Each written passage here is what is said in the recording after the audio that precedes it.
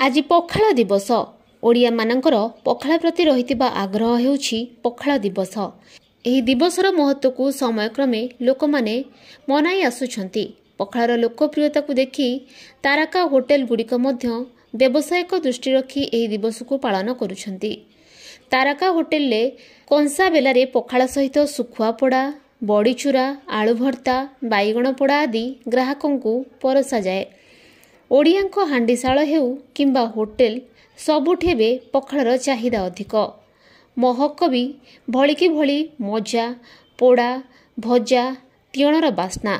पखाळ दिवस कौनसी पुराण बा इतिहास रे नथिले मध्य आनुष्ठानिक भाबरे 2021 मसियारू याकू अति आडंबर सहकारे पालन करा जाउछि।